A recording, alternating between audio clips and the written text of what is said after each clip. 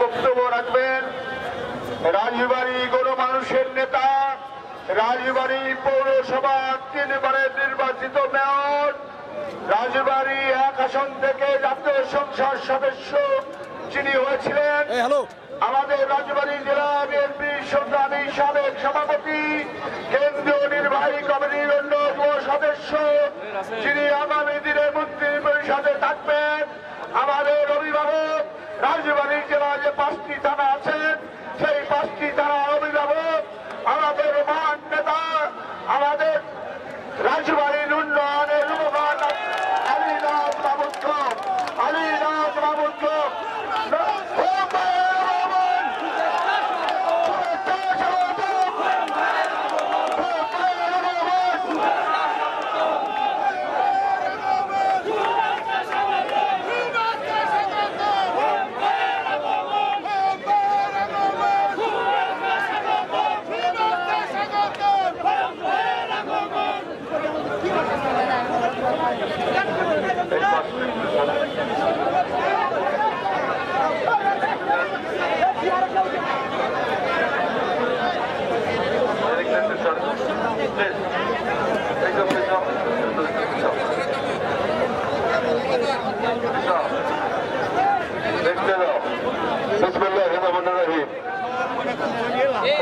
সবাই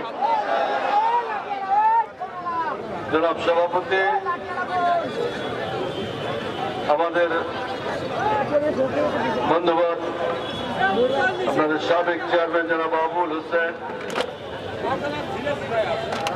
এখানে উপস্থিত আছেন আপনাদের প্রাণপ্রিয় নেতা, আমাদের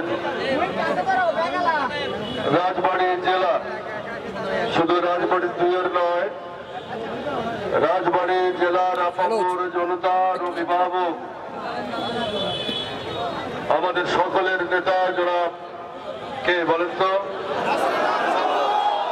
যারা বলেন কে, বাবু ভাই এখানে উপস্থিত আছেন ফরিদপুর 1-এর অত্যন্ত জনপ্রিয় নেতা,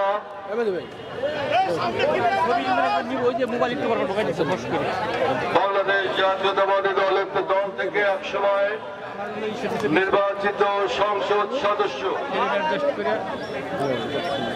আমাদের অত্যন্ত ঘনিষ্ঠ বন্ধুজন খন্দকার নাসিরুল ইসলাম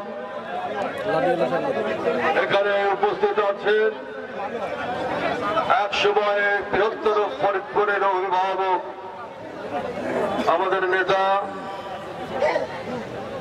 যিনি প্রয়াত হয়েছেন কিছুদিন আগে, সাবেক মন্ত্রী, আমাদের অত্যন্ত ঘনিষ্ঠ জন অভিভাবক জনাব চৌধুরী কামাল ইবনে ইউসুফ,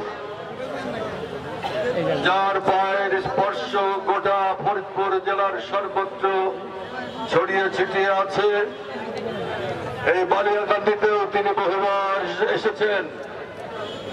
আমাদের প্রিয় অভিভাবক জনাব চৌধুরী কামাল ইউসুফ, তার সুযোগ্য কন্যা, আমাদের অত্যন্ত স্নেহের, আমাদের এক মমতাময়ী মায়ের মতো, আমাদের অত্যন্ত এই এলাকায় মায়ের মতো প্রজ্ঞাবান একজন মানুষ চৌধুরী নায়েব ইউসুফ, রাজবাড়ী জেলা উপজেলার সমস্ত নেতৃবৃন্দ, উপস্থিত ভাই এবং বোনেরা, আসসালামু আলাইকুম। বন্ধুরা, আমার বহুদিন পরে আপনাদের সামনে হাজির হয়েছি। আমি শুধু একা হাজির হইনি, এইখানে আপনাদের প্রাণপ্রিয় নেতা জনাব নাসিরুল হক সাহেব আপনাদের সামনে আজ হাজির হয়েছেন। আমি সেদিন বাংলাতে বলেছি, মানুষের জীবনে নানা সংকট আসে, পৃথিবীতে এমন কোন মানুষ নাই যার জীবনে সংকট আসেনি। সুখ দুঃখ হাসি কান্না নিয়ে মানুষের জীবন পদ্মা নদীর ঢেউয়ের মতো, কখনো উত্তাল কখনো শান্ত। মানুষের জীবনে সব সময় সুখ দুঃখ লেগে থাকে, তাই নাসিরুল হক সাবু ভাই দীর্ঘদিন অসুস্থ ছিলেন। আমি নিজেও এক সময় অসুস্থ হয়েছিলাম। এইখানে যারা আছেন পরিবার পরিজন নিয়ে তাদের অনেকেই বিভিন্ন সময় অসুস্থ থেকেছেন। আজকে নাসিরুল হক সাবু ভালো হয়ে উঠেছেন। আমরা আল্লাহর দরবারে ফরিয়াদ করেছিলাম, এই এলাকার মাটিয়ার মানুষের নেতা, এই এলাকার অভিভাবক, আমার অভিভাবক জনাব নাসিরুল হক সাবু যেন ভালো হয়ে ওঠেন। আল্লাহ আমাদের কথা শুনেছেন, তিনি আজকে অনেকখানি সুস্থ হয়ে উঠেছেন। আমার বিশ্বাস কয়েকদিনের মধ্যেই পরিপূর্ণভাবে তিনি সুস্থ হয়ে উঠবেন। আমার গোটা পাংশা, বালিয়াকান্দি, কালুখালী, হাটে মাঠে ঘাটে সমস্ত জায়গায় আপনাদের সঙ্গে তিনি আবার দেখা করবেন, আপনাদের সঙ্গে পায়ে পায়ে মিছিল করবেন, কথা হবে আপনাদের সঙ্গে সব জায়গায়। সবাই আজ এসেছে, নিচ্ছে আনন্দের সংবাদ আমার কাছে নাই, আমার মনে হয় আপনাদের কাছেও নেই, নাকি বলেন? সবাই সুস্থ, আমরা সবাই খুশি। বন্ধুরা আমরা খুশি সাবু ভাই আজকে এখানে উপস্থিত। বন্ধুরা আমার, দীর্ঘ 17 বছর আপনারা জানেন আমরা নানা নির্যাতন নিষ্পেষণের মধ্যে আমরা আমাদের জীবন কাটিয়েছি। দীর্ঘ 17 বছর আমরা আমাদের যৌবনের মূল্যবান সময় শেখ হাসিনার ফ্যাসিবাদী সরকারের অত্যাচার নিপীড়নে আমরা দগ্ধ হয়েছি। 17 বছর আমাদের জীবন থেকে ডাইনি শেখ হাসিনা কেড়ে নিয়েছে। বন্ধুরা আমার, আপনারা জানেন আমাদের দেশের মানুষকে এই শেখ হাসিনা হত্যা করেছে, নির্যাতন করেছে। আমার দেশের বহু মানুষ আজ সন্তান হারা, পিতা হারা, ভাই হারা।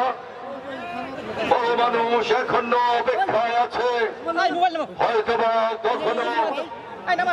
কখনো গভীর রাতে এসে বাসায় করা নাড়বে যে আমি ফিরে এসেছি। এখনো বহু মা অপেক্ষা করছেন, হয়তো তার সন্তান ফিরে আসবে।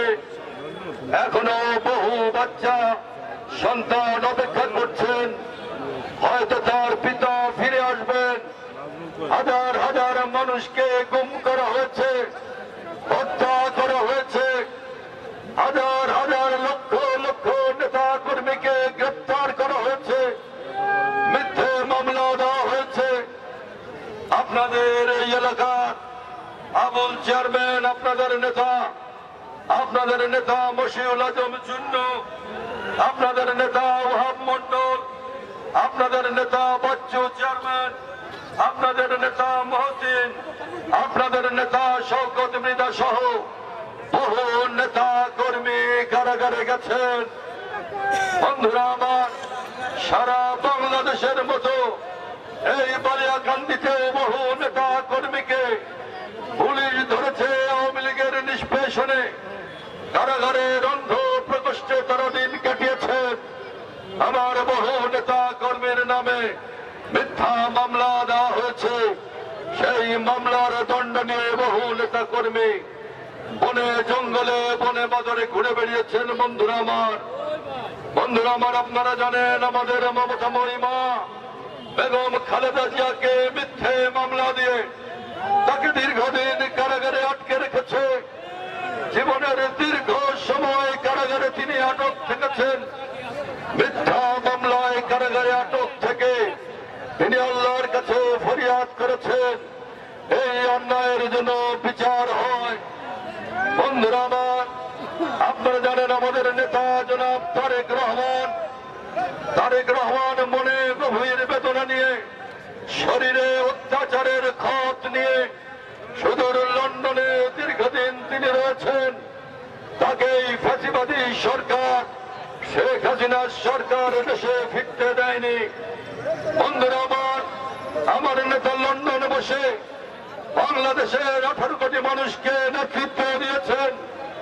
আমার নেতা লন্ডনে বসে তিনি 31 দফা দিয়েছেন, যে 31 দফার ভিত্তিতে বাংলাদেশ একটি নতুন করে গড়ে তোলার একটা সম্ভাবনা রচিত হয়েছে।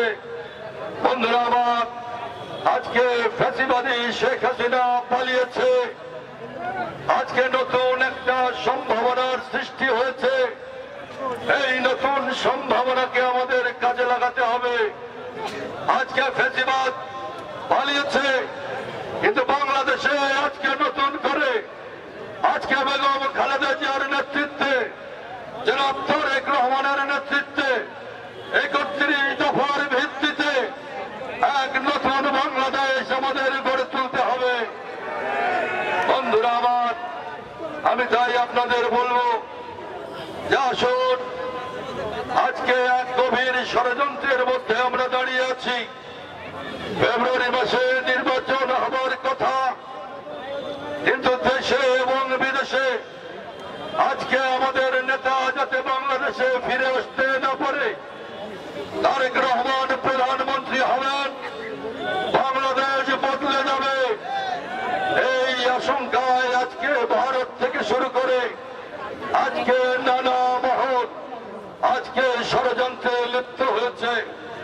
বন্ধুরা আমার, সেই ষড়যন্ত্রে জামাতে ইসলাম সহ আজকে কয়েকটি রাজনৈতিক দল আজকে বাংলাদেশে সেই ষড়যন্ত্র করে নির্বাচনকে বানচাল করার চেষ্টা করছে। বন্ধুরা আমার, বাংলাদেশের রাজনৈতিক স্থিতিশীলতা আসার জন্য, মানুষের শান্তি আসার জন্য নির্বাচনের কোন বিকল্প আছে? আপনারা কি নির্বাচন চান? আমরা নির্বাচন চাই। এই ষড়যন্ত্রের বিরুদ্ধে আমাদের এক হতে হবে। কারো বিরুদ্ধে আমাদের কোনো অভিযোগ নাই, কারো বিরুদ্ধে আমাদের